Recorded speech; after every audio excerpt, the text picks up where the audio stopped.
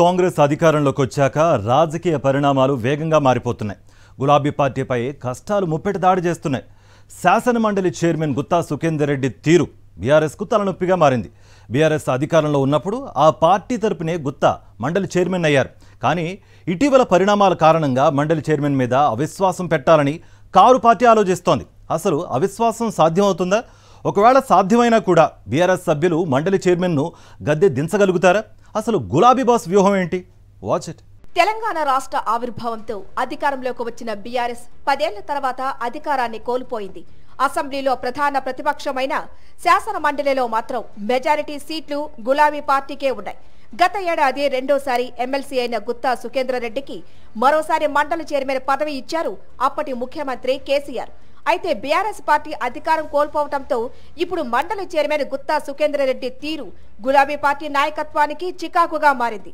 ఒకప్పుడు పార్టీలో చాలా యాక్టివ్ గా ఉండే గుత్తా సుఖేందర్ రెడ్డి ఇప్పుడు అంటి ముట్టనట్లుగా వ్యవహరిస్తున్నారు. దీనికి ఓ కారణం ఉంది. గత అసెంబ్లీ ఎన్నికల్లో తన కుమారుడు అమిత్ కి అసెంబ్లీ టికెట్ ఇవ్వాలని కేసీఆర్ ను గుత్తా సుఖేందర్ రెడ్డి కోరారు. దీనికి కేసీఆర్ కూడా సుముఖత వ్యక్తం చేశారు. తీరా ఎన్నికలు సమీపించే నాటికి నల్లగొండ జిల్లా బీఆర్ఎస్ నేతలు గుత్తా సుఖేందర్ రెడ్డి కుమారుడికి అడ్డుకాలు వేశారు. దీంతో ఆయనకు టికెట్ రాకుండా పోయింది. ఆ తర్వాత గుత్తా కుమారుడు అమిత్ రెడ్డిని కాంగ్రెస్ నేతలు కలిశారు.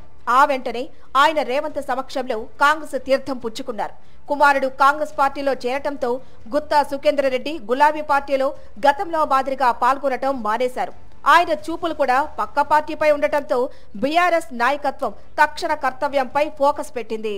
శాసన మండలి చైర్మన్ పై అవిశ్వాసం పెట్టి ఆయన్ను గద్దె దించాలని బీఆర్ఎస్ ప్రయత్నిస్తున్నట్లు తెలంగాణ భవన్ వర్గాల్లో గుసగుసలు వినిపిస్తున్నాయి. మండలిలో పూర్తిస్థాయి మెజారిటీ బీఆర్ఎస్ కు ఉంది. మండలిలో మొత్తం సభ్యులు 40 మంది కాగా బీఆర్ఎస్ కు 28, కాంగ్రెస్ పార్టీకి 6 మాత్రమే ఉన్నారు. గవర్నర్ కోటా స్థానాలు 2 ఖాళీగా ఉన్నాయి. ఇటువంటి సందర్భంలో మండలి చైర్మన్ పై బీఆర్ఎస్ అవిశ్వాసం పెడుతుందనే వార్తలు ఇప్పుడు రాజకీయ వర్గాల్లో జోరుగా ప్రచారం జరుగుతున్నాయి. గుత్తా సుఖేందర్ రెడ్డి బీఆర్ఎస్ పార్టీలోనే ఉన్నా ఆయన వల్ల వచ్చిన లాభం ఏమీ లేదని, అందుకే అవిశ్వాసం పెడితే ఎలా ఉంటుందనే చర్చ తెలంగాణ భవన్లో జరుగుతోంది. శాసనసభలో కాంగ్రెస్ కు బలం ఉన్నా మండలిలో హస్తం పార్టీకి ఉన్న సభ్యులు చాలా తక్కువ. అయితే బీఆర్ఎస్ ఎమ్మెల్సీలు సగం మందికి కాంగ్రెస్ పార్టీ గాలం వేస్తున్నట్లు వార్తలు గుప్పుమంటున్నాయి. ఒకవేళ కాంగ్రెస్ ప్రయత్నాలు సక్సెస్ అయితే మండలిలో అధికార పార్టీ బలం భారీగా పెరుగుతుంది. బీఆర్ఎస్ మెజారిటీ నుంచి మైనారిటీకి పడిపోతుంది. ఈ నేపథ్యంలోనే అవిశ్వాసంపై చర్చ జరుగుతోంది. అవిశ్వాసం పైన చర్చ జరుగుతున్న వేళ బలాబలాలు పరిశీలించుకుంటున్నాయి పార్టీలు. అవిశ్వాసం నెగ్గాలంటే మండలిలో ఉన్న సభ్యుల్లో సగం మంది మద్దతు కావాలి. మెజారిటీ పార్టీల మద్దతు కూడా కావాలి. అందరూ ఒప్పుకొని తమకే ఓటు వేస్తే సరే, లేదంటే పరిస్థితి ఏంటనేది బీఆర్ఎస్ బేరీజు వేసుకుంటోంది.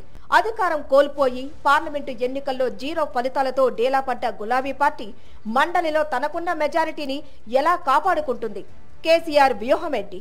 మండలి చైర్మన్ ను అనుకున్న విధంగా అవిశ్వాసం పెట్టి దించేస్తారా? గుత్తా సుఖేందర్ రెడ్డిని దించగలిగే బీఆర్ఎస్ శ్రేణుల్లో నూతన ఉత్తేజం వస్తుంది. అలా కాకుండా బీఆర్ఎస్ నే కాంగ్రెస్ నిర్వీర్యం చేస్తే పరిస్థితి మరింత దిగజారుతుందనే టాక్ నడుస్తోంది.